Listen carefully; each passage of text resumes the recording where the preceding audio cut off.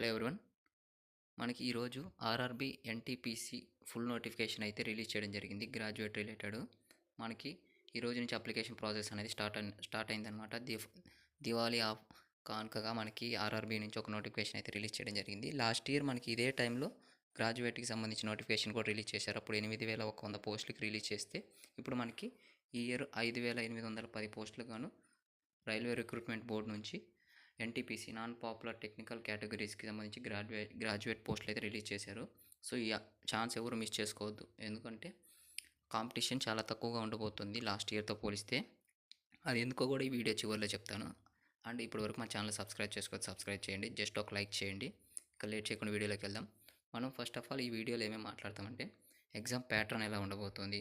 Already మీరు ఇంతకుముందు exam రాసుంటే last year notification మీకు అర్థమవుతుంది. కానీ ఫ్రెషర్గా ఎవరైతే మీరు స్టార్ట్ చేద్దాం అనుకుంటున్నారో వారి కోసం ఈ వీడియో.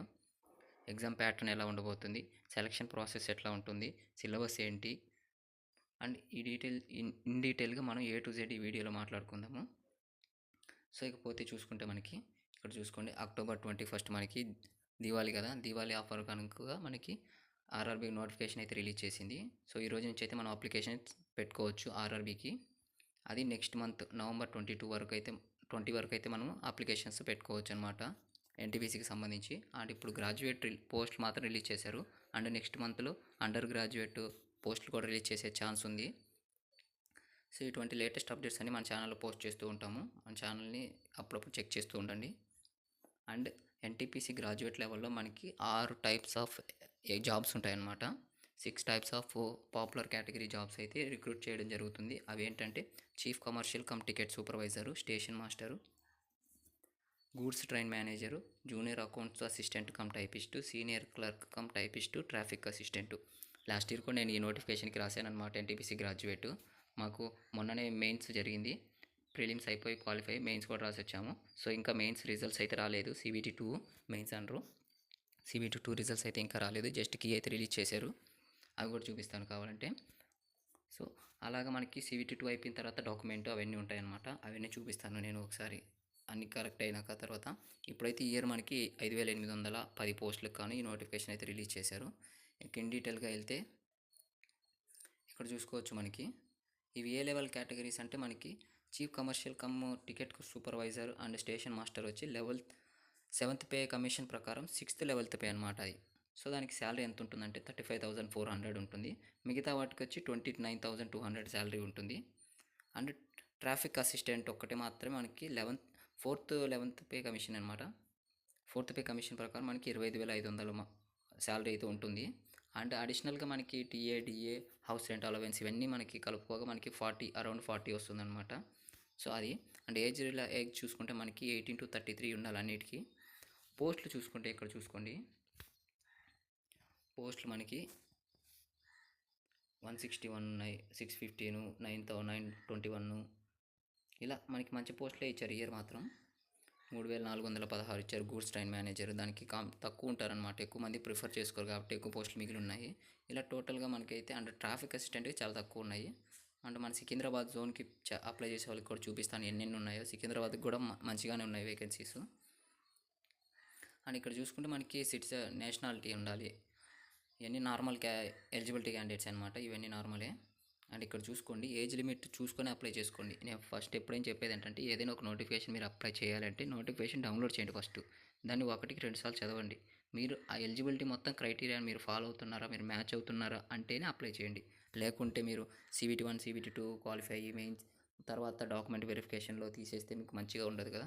సో అందుకని చెప్పేసి ఏజ్ లిమిట్ చూసుకోండి, ఎడ్యుకేషన్ క్వాలిఫికేషన్ చూసుకోండి, అన్ని పారామీటర్స్ మీరు క్రాస్ చెక్ చేసుకొని మ్యాచ్ అవుతున్నాం అంటేనే అప్లై చేసుకోండి. అండ్ ఇక్కడ చూసుకుంటే మనకి ఫర్ ఆల్ కమ్యూనిటీస్ కేటగిరీస్ అనేసి ఇచ్చారు. 1/1/2008 కంటే ముందు ఉండకూడదు, తర్వాత ఉండకూడదు. And unreserved, EWS, OBC, non criminal, SC, ST వాళ్ళకి చూసుకుంటే ఇక్కడ age limit, upper age limit వచ్చేసి మనకి January 2, 1993 కంటే ముందు పుట్టి ఉండకూడదు EWS అండ్ అన్రిజర్వ్డ్ వాళ్ళకి. ఇలా అనమాట, అప్పర్ లోయర్ 2 ఉంటాయి అనమాట. సో ఇన్ బిట్వీన్ ఆ డేట్స్ మధ్యలోనే మనం పుట్టి ఉండాలన్నమాట, ఓకేనా.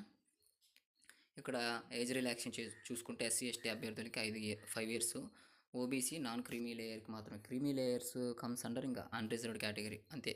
ఓకేనా. అండ్ వాళ్ళకి 3 ఇయర్స్, మిగతా వాళ్ళకి 3, 6 ఇలా ఉన్నాయన్నమాట. ఇవన్నీ చూసుకోండి. అండ్ ఎడ్యుకేషన్ క్వాలిఫికేషన్ చూసుకుంటే ఇక్కడ మనకి అనెక్సర్ 6 లాస్ట్లో ఉంటుందన్నమాట. మీ గ్రాడ్యుయేట్ కాబట్టి ఏ గ్రాడ్యుయేషన్ అయినా సరిపోతుంది. ఓకేనా. డిగ్రీ కానీ, బీటెక్ కానీ, బీఈ కానీ, బీఆర్ కానీ, ఎంబీబీఎస్ కానీ, ఏదైనా కానీ ఒక గ్రాడ్యుయేషన్ ఉండాలి అంతే. మనకి ఇంకా అప్లికేషన్ ఫీజు వచ్చి మనకి 500 ఉంటుంది ఫర్ ఆల్ క్యాండిడేట్స్. అండ్ విమెన్కి, SC, ST, ex servicemen, PW, transgender వీళ్ళకి 250 ఉంటుందన్నమాట. ఇది కూడా టోటల్గా కదా 100 రూపీస్ మాత్రమే తీసుకుంటారు. 500 కానీ 250 కానీ వాటిలో 100 రూపీస్ మాత్రం వాళ్ళు తీసుకొని మిగతావి ఎగ్జామ్ అయిపోయిన తర్వాత మనకి రిఫండ్ చేస్తారు. మనం అప్లై చేసేటప్పుడు బ్యాంక్ అకౌంట్ డీటెయిల్స్ తీసుకుంటారు. ఆ బ్యాంక్ అకౌంట్ డీటెయిల్స్కి మనకి ఎగ్జామ్ అయిపోయిన తర్వాత మనకి 500 పే చేస్తుంటే 400 రిటర్న్ వస్తుంది. 250 పే చేస్తుంటే 150 రూపీస్ మళ్ళీ రిటర్న్ వస్తుంది అనమాట. ఇక్కడ ఆన్లైన్ మోడ్లోనే మనం అయితే ఎగ్జామ్ ఫీజు కట్టాల్సి ఉంటుంది. ఇకపోతే ఇంకా మనకి అబ్జెక్షన్ రిక్రూట్మెంట్ ప్రాసెస్ చూసుకుంటే మనకి CBT 1, CBT 2, తర్వాత CBAT ఉంటుందన్నమాట. CBT 1 అంటే కంప్యూటర్ బేస్డ్ టెస్ట్, అది ప్రిలిమ్స్. CBT 1 అంటే ప్రిలిమ్స్. CBT 2 అంటే ఇంకా మెయిన్స్లో మనకి ఎక్కువ మార్క్స్ తెచ్చుకోవాల్సి ఉంటుంది. Prelims just qualifying in nature. తర్వాత CBAT ఉంటుంది, కంప్యూటర్ బేస్డ్ యాప్టిట్యూడ్ టెస్ట్ అనమాట. అది సైకో టెస్ట్ అని కూడా అంటారు.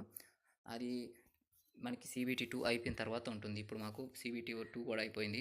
CBT 2లో ఎవరైతే క్వాలిఫై ఉన్నారో 2024 నోటిఫికేషన్కి సంబంధించి నెక్స్ట్ మంత్లో మాకు CBAT ఉండొచ్చు అనమాట. అది కూడా కొన్ని పోస్టులకు మాత్రమే ఉంటుంది, అది కూడా చెప్తాను. ఓకేనా. ఇక్కడ చూసుకోండి CBT 1 ప్యాటర్ను. మనకి CBT 1లో 90 మినిట్స్ టైం ఉంటుంది. 90 మినిట్స్లో మనకి 100 క్వశ్చన్స్ అయితే అటెంప్ట్ చేయాల్సి ఉంటుంది మనం. ఆ 90 మినిట్స్లో మనకి జనరల్ అవేర్నెస్ 40 క్వశ్చన్స్ ఉంటాయి, మ్యాథమెటిక్స్ 30 ఉంటాయి, అండ్ రీజనింగ్ 30 క్వశ్చన్స్. టోటల్గా మనకి 100 క్వశ్చన్స్. ఇంగ్లీష్ ఉండదు అనమాట. రైల్వే ఎగ్జామ్స్లో కొంతమందికి ఇంగ్లీష్ స్ట్రాంగెస్ట్ పార్ట్ అయి ఉండొచ్చు, ఎక్కువ స్కోర్ చేసుకున్నట్టుకి అనుకోవచ్చు. కొంతమందికి ఇంగ్లీష్ రాదు అనుకునే వాళ్ళకి ఇది ఒక మంచి అవకాశం అని చెప్పుకోవచ్చు. ఓకేనా. ఎందుకంటే ఇంగ్లీష్ ఉండదు మనకి.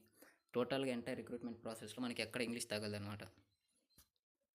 అండ్ ఇక్కడ చూసుకొని CBT 2 ఉంటుంది. మళ్ళీ ఒక CBT 1 అయిపోయిన ఒక 2-3 మంత్స్ మిడిల్. రైల్వే ఎగ్జామ్స్ అంటేనే ప్రొలాంగ్డ్ ప్రాసెస్ అనమాట. ఎట్లేదైనా మనకి 2-3 మంత్స్ ఇన్ బిట్వీన్ వస్తుంది. మనకి సిలబస్ చూసుకుంటే ప్రిలిమ్స్కి, మెయిన్స్కి సేమ్ సిలబసే ఉంటుంది. 1 or 2 టాపిక్స్ ఎక్స్ట్రా ఉంటాయి అంతే. అండ్ నేను చేసిన దాన్ని బట్టి, నేను ప్రిపేర్ అయిన దాన్ని బట్టి మీకు అవన్నీ గైడెన్స్ కావాలంటే నాకు కామెంట్ చేయండి. ఎలా చదవాలో, ఏం చదవాలో అర్థం కావట్లేదు, కొత్తగా స్టార్ట్ చేస్తున్నాను అంటే, మీకు అర్థం కావట్లేదు అంటే నాకు చెప్తే నేను క్లియర్ కట్గా చెప్తాను అనమాట, ఏది చదవాలి, ఏది చదవకూడదు అనేసి. అండ్ ఇక్కడ చూసుకుంటే మ్యాథమెటిక్స్ ఉంటుంది, జనరల్ ఇంటెలిజెన్స్ టాపిక్స్ ఉన్నాయి కదా, ఆ టాపిక్స్ మొత్తము మీరు చదవాల్సి ఉంటుంది. ఓకేనా. ఏదైనా మీరు ఒకసారి అప్లికేషన్ పెట్టేశారు, తర్వాత ఏం చేయాలో తెలియకుంటే సిలబస్ కాపీ తీసుకొని ఒక్కో టాపిక్కి చదువుకోండి, దాని మీద టెస్టులు రాయండి. ఒక్కో టాపిక్ చదువుకుంటూ ఆ టాపిక్ని స్ట్రైక్ ఆఫ్ చేసుకుంటూ వెళ్తే మీకు ఒక కాన్ఫిడెన్స్ బిల్డ్ అవుతుందన్నమాట. అందుకని చెప్పేసి మీరు ఆ సిలబస్ కాపీని, హార్డ్ కాపీని జెరాక్స్ తీసుకొని మీ దగ్గర పెట్టుకొని సిలబస్ మొత్తం కవర్ చేసుకోండి. అండ్ జనరల్ అవేర్నెస్ అంటే అది మనం చెప్పలేమన్నమాట, చాలా అదొక సముద్రం లాగా. కాకపోతే ఖచ్చితంగా చదవాలి. ఒకసారి చదివితే మళ్ళీ రివిజన్ 2 సార్లు రివిజన్ చేసామంటే మొత్తం గుర్తుంటుంది అలాగే. అండ్ CBT 2 కూడా సేమ్ సిలబస్సే, కాకపోతే ఎగ్జామ్ ప్యాటర్న్ మాత్రం వేరు. దీంట్లో 90 మినిట్స్ ఉంటాయి. 120 క్వశ్చన్స్ అయితే అటెంప్ట్ చేయాల్సి ఉంటుంది. మనం ప్రిలిమ్స్లో వచ్చేసి అది CBT 1లో వచ్చి 90 మినిట్స్ 100 క్వశ్చన్స్, CBT 2లో 90 మినిట్స్ 120 క్వశ్చన్స్. జనరల్ అవేర్నెస్ ఒక 10 క్వశ్చన్స్ పెరుగుతాయి అనమాట. జనరల్ అవేర్నెస్ ఇక్కడ 50 ఉంటాయి, మ్యాథ్స్ ఒక 5 క్వశ్చన్స్ పెరిగి 35, రీజనింగ్ కూడా సేమ్ 35 క్వశ్చన్స్ ఉంటాయి. టోటల్గా 120 క్వశ్చన్స్, 90 మినిట్స్. ఒక్కొక్క క్వశ్చన్కి ఒక మార్కే ఉంటుంది రైల్వే ఎగ్జామ్స్లో. అంటే నెగిటివ్ మార్క్స్ కూడా ఉంటాయి, 1/3 నెగిటివ్ ఉంటుంది. ప్రిలిమ్స్లో ఉంటుంది, మెయిన్స్లో ఉంటుంది. చూసుకోండి మెయిన్స్ సిలబస్ ఇది. అండ్ ఇక్కడ మనకి చూడండి 40%, 35% అని ఇచ్చేసారు కదా, ఇవన్నీ నమ్మొద్దు. ఓకేనా. కట్ ఆఫ్ ఎంతైనా పెడతారు వాళ్ళు, మనకి చెప్పలేం. కాకపోతే అవి జస్ట్ ఇస్తారంతే. మినిమం మార్క్స్ 2% క్వాలిఫై అవ్వాలంటే మినిమం ఇన్ని మార్క్స్ రావాలని ఇచ్చుంటారు. కాకపోతే ఆ 40% తెచ్చుకుంటా, 30% తెచ్చుకుంటా అంటే జస్ట్ మన వాళ్ళ మెరిట్ లిస్ట్లో ఎక్కడ కూడా ఉంటాం. ఓకేనా. జస్ట్ వాళ్ళు ఇస్తారంతే, అది పట్టించుకోవద్దు. ఓకేనా. తర్వాత మనకి కంప్యూటర్ బేస్డ్ యాప్టిట్యూడ్ టెస్ట్ ఉంటుంది. అది CBT 2 అయిపోయిన తర్వాత మనం ప్రిఫరెన్స్ పెట్టుకోవాల్సి ఉంటుంది. అప్లై చేసేటప్పుడే మీరు ఏ జాబ్కి ప్రిఫరెన్స్ ఇస్తున్నారు, ప్రిఫరెన్స్ 1 దేనికి ఇస్తున్నారు, ప్రిఫరెన్స్ 2 దేనికి ఇస్తున్నారు అని ఇస్తారనమాట.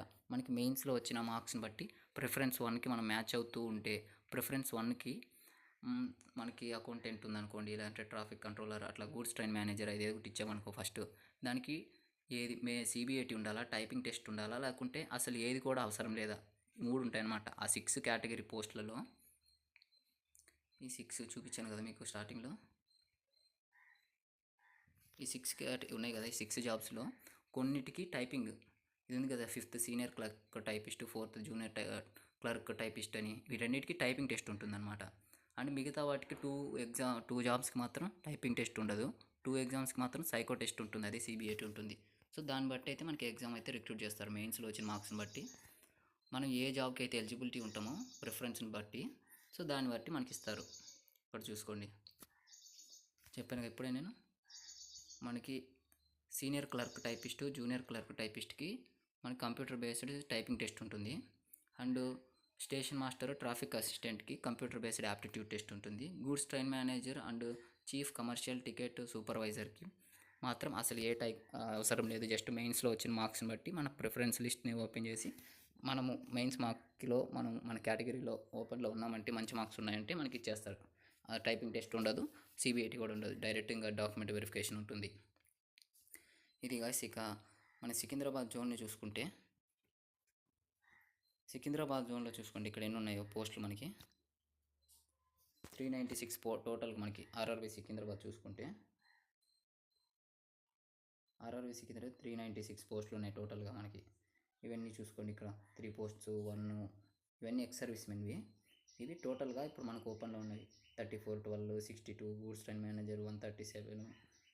అండ్ ఇందులో కూడా మనకి వైజాగ్ని కూడా కలిపేస్తారనమాట. ECOR అంటే ఈస్ట్ కోస్ట్ రీజియన్ అనమాట, అది వైజాగ్ కిందకి వస్తుంది. అవి కూడా సికింద్రాబాద్లోనే మెర్జ్ అయి ఉన్నాయి. అది సపరేట్గా వైజాగ్ ఒక జోన్, డివిజనల్ జోన్ అయినప్పుడు అవి సపరేట్ అయిపోతాయి. అప్పటి వరకు సికింద్రాబాద్లోనే ఇంక్లూడ్ చేస్తుంటారు. అండ్ ఈస్ట్ కోస్ట్లో ఇక్కడ 5, ఇక్కడ 271, ఇవన్నీ కలిపేసి మనకి తెలుగు 2 స్టేట్స్ని బట్టి కలిపి 396 పోస్టులు. సో ఇది మరీ తక్కువ అని చెప్పలేం, కాకపోతే మరీ ఎక్కువ అని కూడా చెప్పలేం. ఓకేనా గైస్? సో ఇది ఈరోజు మన NTPC గ్రాడ్యుయేట్ నోటిఫికేషన్ 2025. ఈ రిక్రూట్మెంట్ మనకి నెక్స్ట్ ఇయర్ వరకు ఇదే టైం వరకు మన మెయిన్స్ కూడా జరుగుతూ ఉండొచ్చు. ఓకేనా? అందుకని చెప్పేసి మీరు ఎవరైతే ఎలిజిబిలిటీ ఉందో అవన్నీ చూసుకొని అప్లై చేసుకోండి, లేట్ చేయొద్దు. ఎందుకంటే రైల్వేస్ బోర్డు సైట్ చాలా బిజీ వస్తుంది, లాస్ట్లో ప్రాసెస్ స్టార్ట్ చేసుకోండి. జస్ట్ లైక్ చేయండి గాయ్స్ ఈ వీడియోకి.